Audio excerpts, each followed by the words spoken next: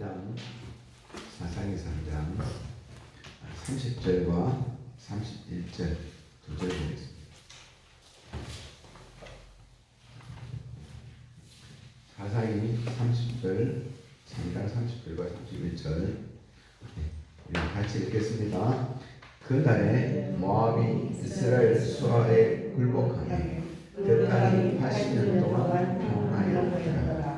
예후의 아나스의 아들 삼갈이 있고 소몬은 막대기로 블레셋 사람 600명을 죽였고 그도 이스라엘을 구원하였더라. 아멘.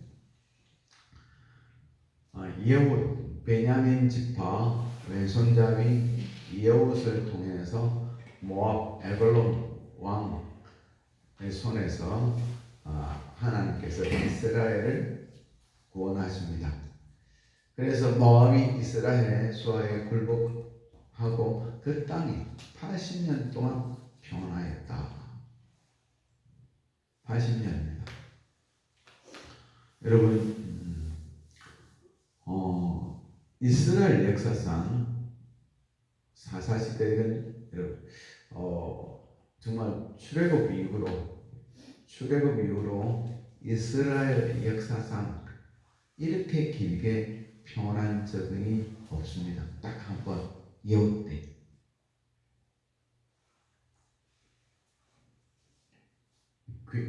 짧은 이 한 구절이지만 굉장한 의미가 있습니다. 이스라엘 역사상 이렇게 길게 평안을 누려본 적이 없습니다. 역사상 없습니다. 통일왕국 시대건 분열왕국 시대건 사사시대건 어떤 때건 관계없이 그 출애굽 이후로 이스라엘 역사가 있어온 이후로 이만큼 평안한 적이 없습니다. 남의 집에 있든지 전쟁 중에 있든지 그랬지. 여러분, 완전히 무너지기 직전이었던 베냐민 지파입니다. 600명 남았습니다. 그것도 아이고 뭐 여자고 어른고 다 죽고 장정 600명 남았습니다. 악의 도구였습니다. 기브아의 왼손잡이들. 그러나 하나님이 함께 하시니 이 예후를 통하여 하나님이 큰 승리를 주셨고 이스라엘 역사상 가장 긴 평화와 평강의 시대 80년을 누리게 됩니다. 하나님이 서시면 됩니다. 성경 구절이 짧다고 그 의미가 짧은 건 아닙니다. 다른 때는 환란이 많은 거죠. 어려움이 많은 거죠. 문제가 많은 거죠. 한 구절 딱 적었다는 말은 문제가 없었다는 거예요. 경제 문제가 있었죠. 나라적으로 큰 문제가 없었다는 겁니다. 이 80년 같은 아이가 태어나고 죽을 때까지 그 기간보다 깁니다. 그 기간보다 길다는 거예요. 보통 수명이 그때 70대였으니까.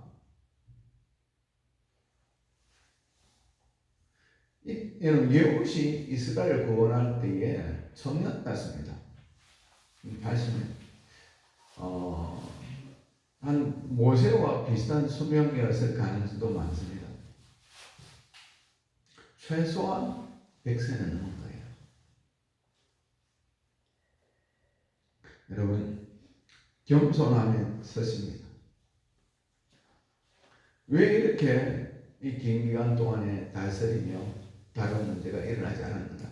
저는 예후시 가졌던 겸손이라고 봅니다.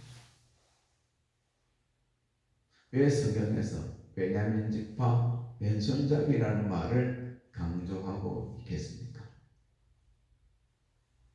그 아픔의 역사, 치욕의 역사, 부끄러움의 역사를 말해주고 있는 것입니다. 그런데 그 아픔과 치욕과 부끄러움이지만 하나님께서 이것까지 사용하셔서 겸손하게 하시고 그 겸손한 마음에 은혜 주시니까 정말 이 제일 긴 기간 동안에 이스라엘을 이끌어가는 지도자가 된 겁니다. 그럼 사사시대는 군대가 없습니다. 따로. 그냥 전쟁이 일어나고 문제가 생기면 군대를 소집합니다. 이 얼마나 이 취약합니까? 얼마나 취약합니까? 여러분, 이 역사를 보면 이런 시스템은요, 이런 체계는요, 그 나라가 세워져 있고 군대가 있는 나라에 의해서 반드시 망하게 되어 있습니다. 그것이 역사입니다. 세계 역사입니다. 그러면 세계 역사에 이는 부족 국가거든요. 쭉 역사를 보면 누가 빨리 통일 왕국을 이루는가, 거기에 따라서 대세가 판결이 납니다. 부족 국가는 통일 국가를 따라잡을 수가 없습니다. 빨리 통일국가 세우는 그 쪽이 이기는 겁니다. 이건 부족단의 개념입니다. 군대가 없습니다. 따로 정규군이 없습니다. 그럼 정규군이 없다는 것은 진짜 이 역사 가운데 치명적인 약점입니다. 그런데 이 시스템이 정말 아름다운 시스템, 아름다운 체계입니다. 어떻게? 하나님의 은혜가 아니면 망할 수 없는 체계거든요. 여러분, 이 체계가, 이 사사의 체계가 왕권보다 훨씬 아름다운 겁니다. 저는 사사시대 하면 옛날에 혼돈 시대만 알았지만 쭉 사사시대에 공부하면 공부할수록 매력이 있어요. 매력이. 세금도 안 냅니다. 이들은 세금도 안 내는 거예요. 왜? 사사는 혼자 있어요. 혼자. 왜? 기껏 해봐야 수령되는 한 1명. 그래 다니면서 사무엘까지 그랬잖아요. 사무엘도 전국 다니면서 지도하는 거예요. 정규군이 없어요. 정규군이. 신하들이 따로 없어요. 신하들이. 그런데 감히 블레셋이나 다른 나라들이 이스라엘을 정말 생각을 못한 거예요. 어떤 때에 사사들이 다스리던 때에. 문제는 사사들 죽고 난 뒤 이스라엘 백성들이 범죄하게 돼서 그렇지. 정말 이 시대를 한마디로 말하면 하나님의 은혜가 아니면 망할 수밖에 없는 시대예요. 이게 은혜입니다. 이게 축복입니다. 저와 여러분도 그러길 바랍니다. 하나님의 은혜가 아니어도 잘 사는 사람, 잘 사는 가정, 축복이 아닙니다. 축복이 아닙니다.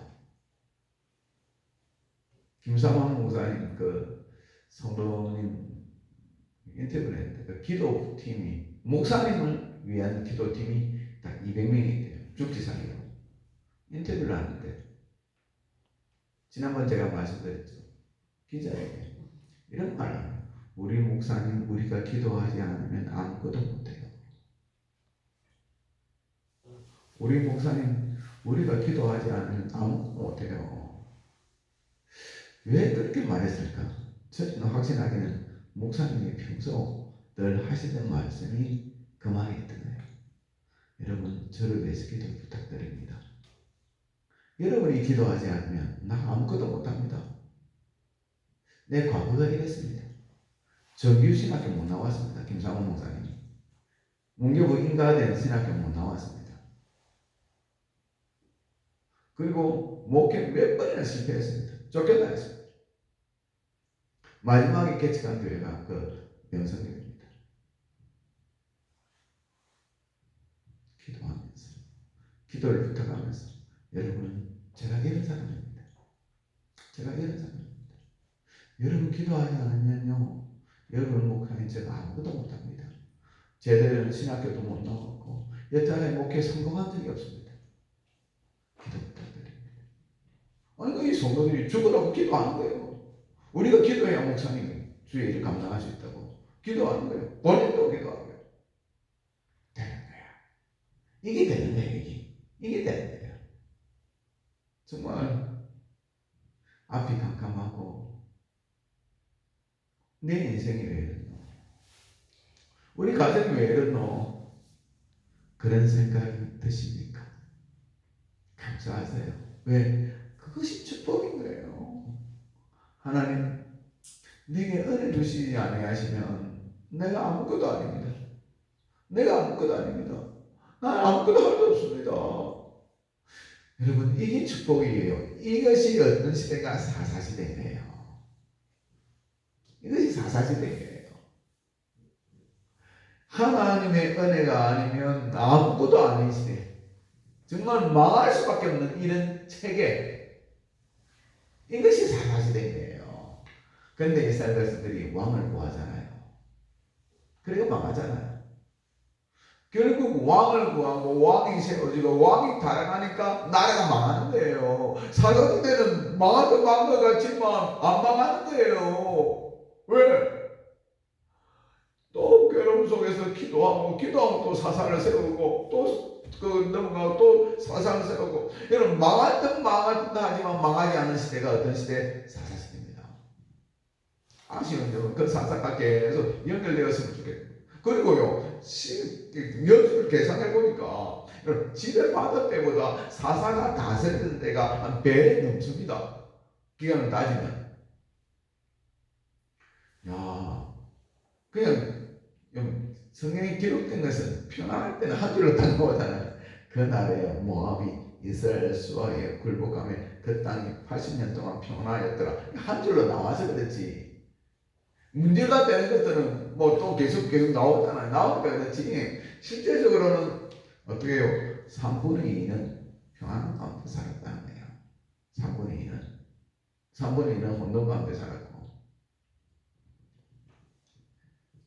여러분 정말 하나님의 은혜가 아니면 망할 수밖에 없구나 라고 여겨질 때가 축복입니다. 이 은혜로 사는 것은 잘 될 때도 그렇습니다. 어떻게 저는 80년 동안 이렇게 평안할 수 있었는가 생각해보면 정말 이 없이 평생 겸손했던 것 같아요. 평생 겸손했던 것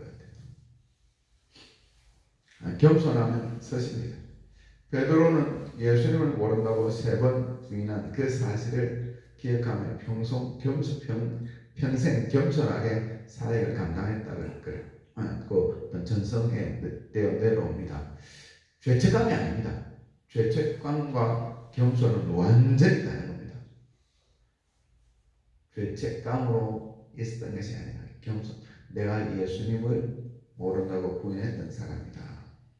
예루살렘 교회의 대표자가 누군지 아십니까? 보통 사람들이 베드로를 알고 있는데 물론 베드로와 또 야고보 둘이 인도하겠지만 그냥 한 명을 꼽으라면 야고보입니다. 그래서 성경에 보면 이렇게 야고보가 보낸 사람 그렇게 나옵니다.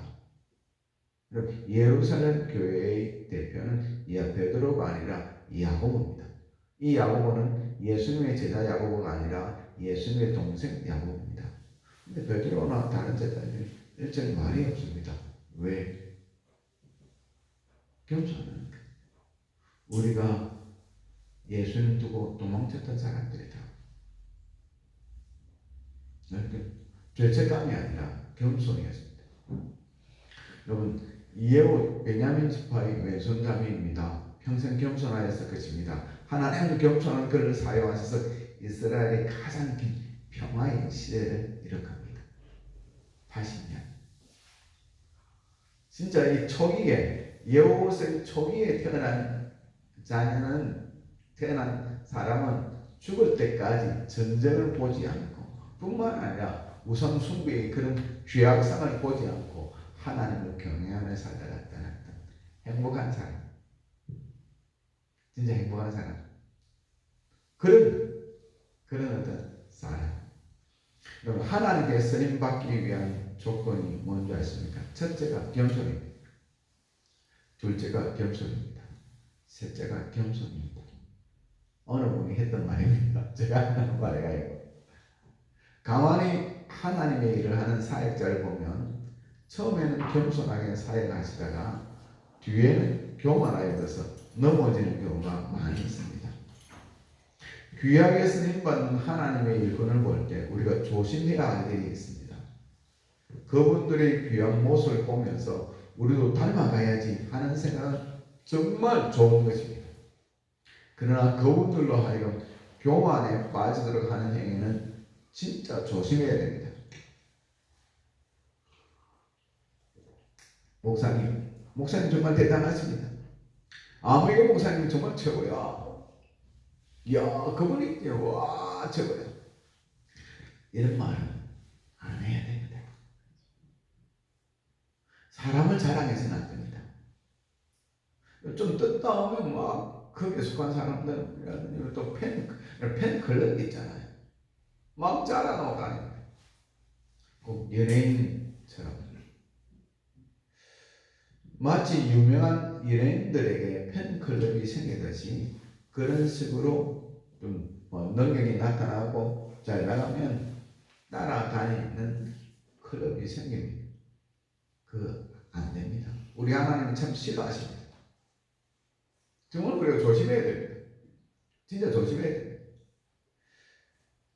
이런 행동들은 그분들을 위한 것이 아니라 그분들을 망하게 하는 겁니다. 고린도에도 그런 현상들이 있었습니다. 하나님은 바울 사도를 통해서 책망하십니다. 누구는 바울파, 누구는 아볼로파, 누구는 게바파, 누구는 예수파. 이게 뭡니까? 그래서 바울을 통해서 주신 하나님의 말씀은 그분들은 단지 자기 사역자를 돕니다. 죽는 분이다. 자기 수고한 대로 자기 상을 받을 것이다.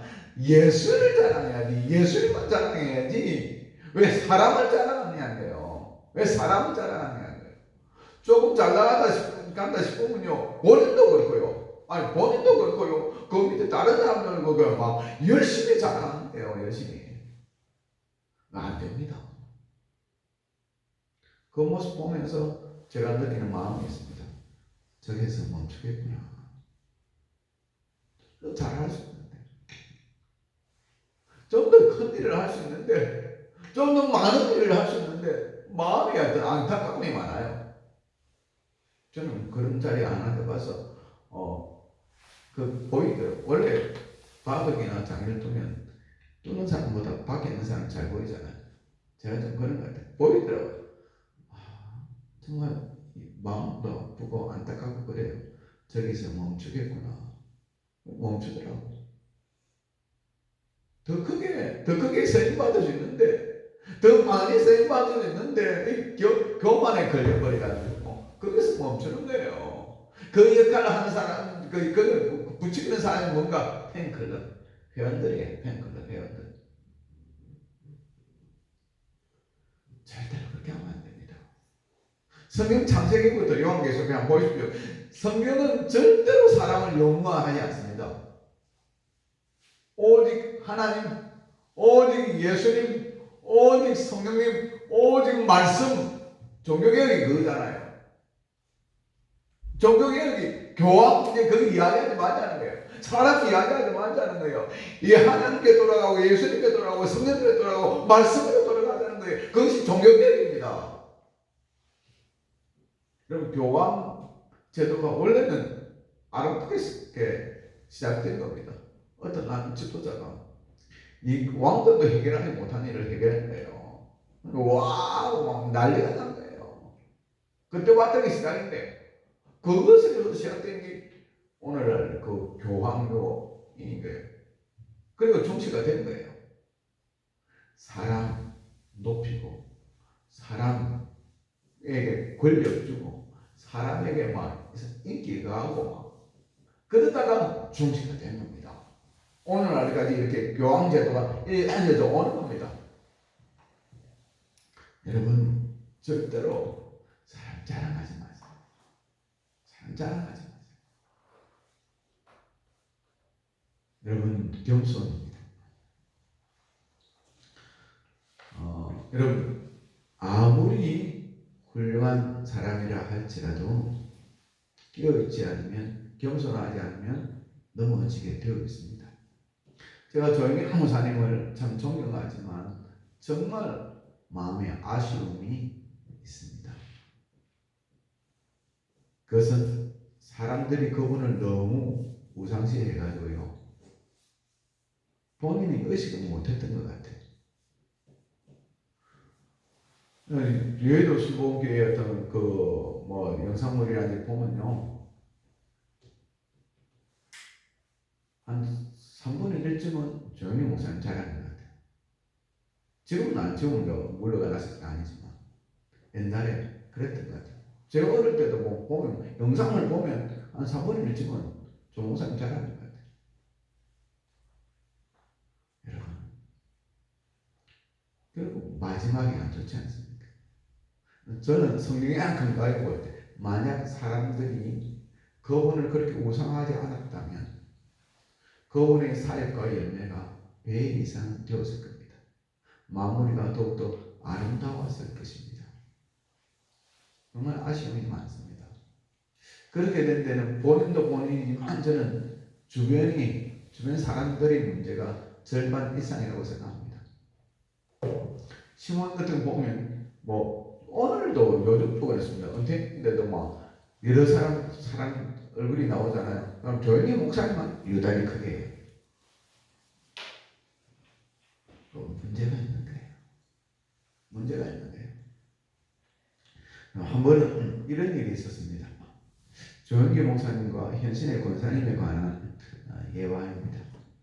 현신의 권사님이 대구에서 신유 사역을 굉장히 잘했습니다.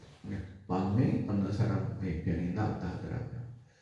그런데 갑자기 돌아가서 숨이 끊어졌습니다. 그래서 천국에 가게 됐는데 가서 보니 자신은 수많은 환자들을 고쳐주고 신실하게 하나님을 섬기다가 가슴으로 자신의 집이 크게 지어 있을 줄 알았는데 개지같이 소란치고였습니다. 예수님을 만나서 자기 누군가 모르냐고 물어봤더만 예수님 모른다고 했습니다. 그래서 하나님께서 교훈을 주기 위해서 그런 상황 그렇게 체험하게 하신 거죠. 꼭 천국이 이런 모습이다, 그것이 아니라 예수님이 모른다는 거예요. 너무 놀랬다는 거예요. 내가 주님에서 이렇게 일하는데 왜 저를 모른다 그랬습니까? 라고 하니까 예수님이 하신 말씀이 너는 내 능력을 가지고 네 장사를 하였지 언제 나에게 영광을 돌리고 나의 일을 하였느냐. 반문을 하시더라는 거예요. 네 일을 했지. 내가 능력 줬는데 네 일을 했지. 나의 일을 했냐. 그렇게 말씀하시더라고요. 너무 충격을 받았다는 거예요. 그래서 한국의 유명한 목사님들 좀 이야기하는 건 그 대부분 모른다 그러는 거예요. 그렇지? 조영기 목사님 제일 큰 교회니까 모르니까 내가 모른다는 거예요. 그래서 눈물 흘리며 우리 예수님께서 사정을 하나님 예수님 한 번만 더 기회 주십시오. 한 번만 더 기회 주시면 내가 이제 다르게 살겠습니다. 나를 나타내지 않고 오직 예수님만 자랑하겠습니다. 그랬더만 하나님 살아나게 해주는데 옛날에는 그 입건하기 전에 판 있죠. 넓은 판에 시체를 올려놓고 있잖아요. 이제 미국에서 아들이 있었는데 아들이 빨리 안 와서 입건하지 않고 기다리고 있을 때 그때 일어나는 거예요.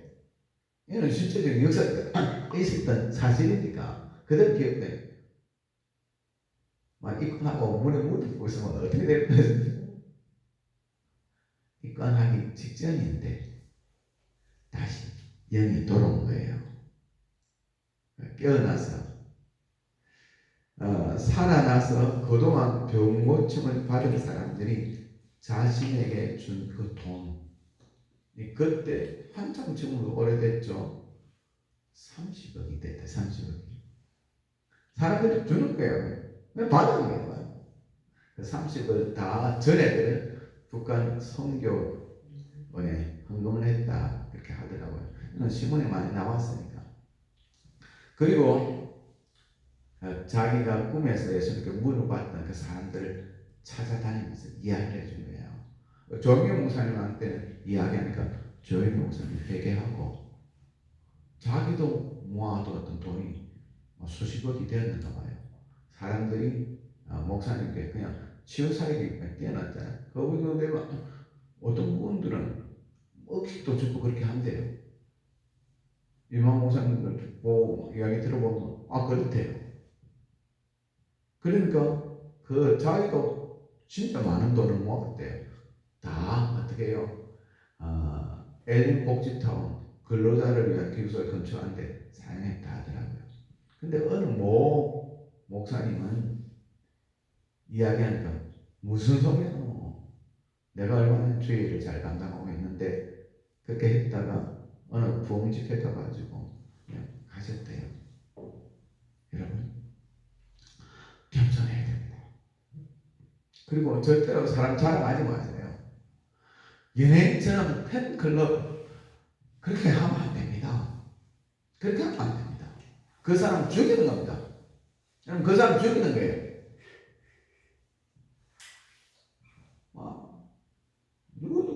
누구 해가지고 그 사람 죽이는 겁니다. 그냥 주의 일꾼이에요.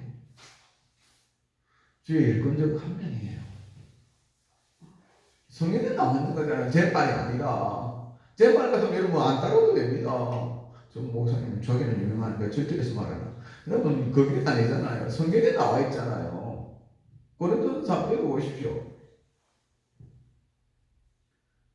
겸손해야 됩니다. 겸손해야 됩니다.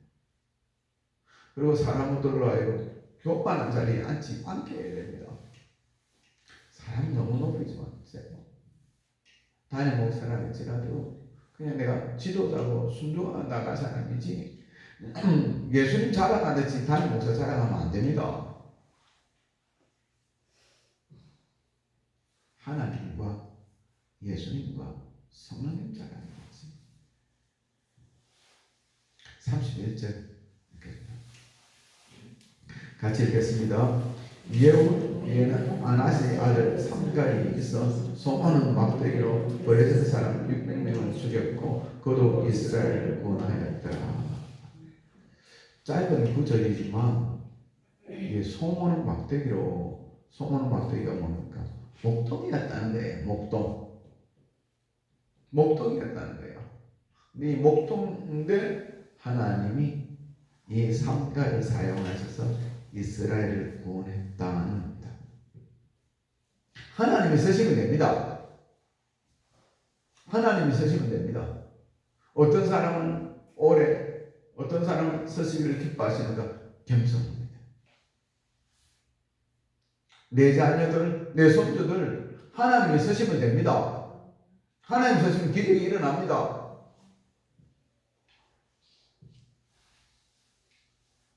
겸손입니다. 혹시 내가 열심히 기도해가지고 내 자녀가 잘 나갈 때, 내 손주가 잘 나갈 때 꼭 이야기하십시오. 얘야, 아들아, 손자야, 교만은 죽음인데, 교만은 죽음인데, 네가 잘나서 잘 나가는 거 아니야? 하나님이 은혜 주셔서 그랬다. 여러분, 담임 목사님을 위해서 기도할 때, 누구를 일꾼들을 위해서 기도할 때 반드시 기도해야 될 것 중에 하나가 있습니다. 교만하지 않도록. 교만하지 않도록. 교만은 죽음입니다. 함께 기도하겠습니다. 하나님, 여러분 이게 예쁜 베냐민 지파입니다. 왼손잡이입니다. 근데 어떻게 보면 이스라엘이라는 한 나라로 보면 가장 큰 일을 했네요. 다윗도 40년간밖에 못 다스렸습니다. 솔로몬도 40년간밖에 못 다스렸습니다. 근데 예후는 80년간 다스렸는데 그냥 다스렸다 나오는 게 아니라 80년간 전쟁이 없었네요. 평강의 시대가 80년입니다. 평화의 시대가 80년입니다. 저는 바로 베냐민 지파 왼손잡이 이것에 대해서 굉장히 근거가 있다고 봅니다. 겸손입니다. 교만은 죽음입니다. 첫째도 겸손이고 둘째도 겸손이고 셋째도 겸손입니다. 그러면 서십니다. 하나님, 내가 평생 남은 생에 겸손히 주를 따라가겠습니다. 하나님 나를 귀하게 사용해 주십시오. 기도하시면 하나님이 쓰시면 되지. 하나님이 쓰시면 내 자녀를 놓고 기도하시고 손들을 놓고 기도하되 하나님 귀하게 사용해 주시되 겸손한 자로 삼아주십시오. 주의하고 기도하고 마음에 손을 두고 기도하시다가 돌아가시기 바랍니다. 소요 아버지